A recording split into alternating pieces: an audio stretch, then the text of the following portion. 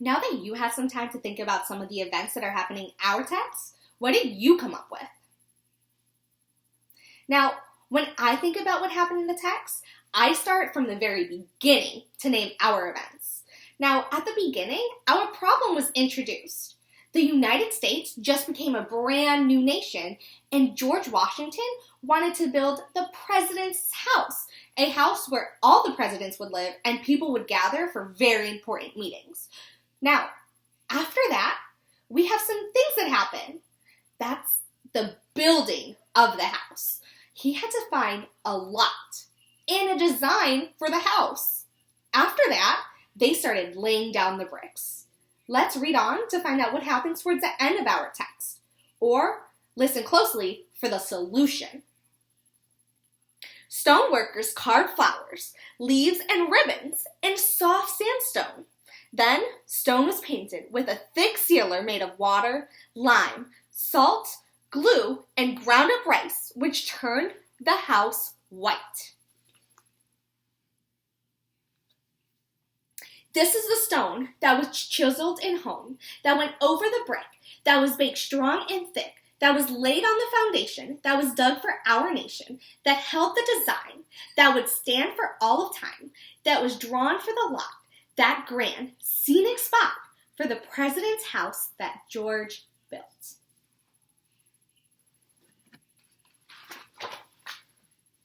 Progress on the President's house was slow, but George wasn't discouraged. Carpenters built a wooden frame for the roof. They hammered sturdy timber to support the inside walls. By now, over 100 workers, free men and slaves, lived on the construction site in small temporary huts. They labored from sunrise till sunset, 6 long days a week. Busy with presidential duties in the house, George worked 7. This is the wood that was sturdy and good, that was nailed near the stone, that was chiseled and honed, that went over the brick, that was baked strong and thick, that was laid on the foundation, that was dug for our nation, that held the design, that would stand for all of time, that was drawn for the lot, that grand scenic spot for the President's house that George built. There is so much work going into this house. Before George knew it, 8 years had gone by. The President's house was nearly finished, and so was his time in office. During George's last year as president, building officials asked him to change the plans because the house was getting too expensive. George approved the request to use slate instead of lead for the roof, so the President's house was topped with slate rock.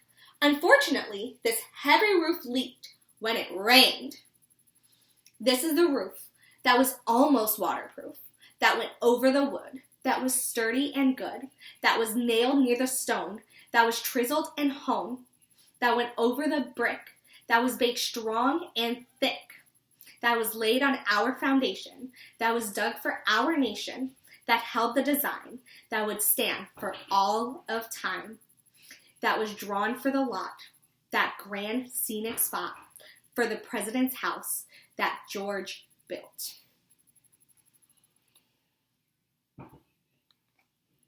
Now, another event or something that happened in the story is the laying of the roof. They started with brick, they started with wood, and then they also moved on to slate. George's term as president ended in 1797. He moved back home to Virginia, where he spent time with his family until his death in 1799. Sadly, George didn't live to see the second president. John Adams moved into the President's house on November 1st, 1800. Although the house wasn't completely finished, the plaster walls were still wet, and the winding staircase had only a few steps. John and his wife Abigail made it their home.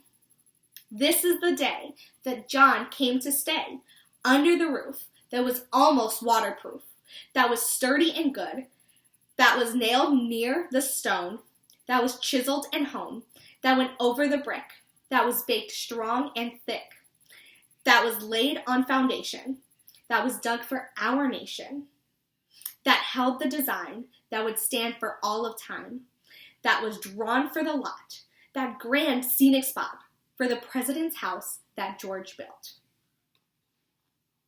Now, one part of our five-finger retell is naming the characters. Did you listen closely for our new characters? Who are they? If you said John Adams and Abigail, his wife, you are entirely right. There are two more characters that we've been introduced to in the text.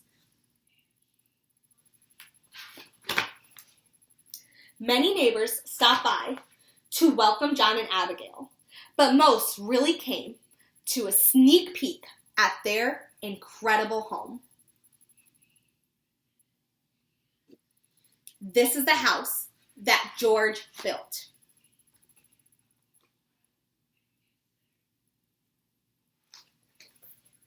How did our story end? Was there a solution to our text? Now remember, a solution is how the characters' struggle end. Think about it. Yeah. Now, George Washington wasn't there to see the house get finished and have other presidents move in because, unfortunately, he did get old and die. But two new people, a new president right after George Washington moved in and helped finish the house that George started. Now, those are all the things that we include in our five-finger retell. And I'll tell you again. Now, when we do our five-finger retell, we think about the characters, the people who are in the story. We name the setting, when and where the story takes place. The problem, that's any struggle that the characters face. We also name the events. We talk about the story in order. We say what happened at the beginning, the middle, and the end, how the problem started, and what leads to the solution. And then, at the very end of our retell, we name the solution. That's how the struggles end or how any problems are fixed. Now, what you can do at home is you can read any book around the house. And you can do your own five-finger retell, just like I did. You can rewind and take a picture of this. And this will help you remember all of the things in our five-finger retell. Now, I know at the beginning of my video, before reading the text, I gave two Kipsters from MSU a shout out. Now, I want to finish off my video by shouting out another Kipster who's been so focused and working on their videos at home, who we've caught reading or listening closely to text study. And that Kipster is Peyton in North Park. So Peyton, you get a shout out. Stay tuned for our next videos because I'm going to be shouting more Kipsters out.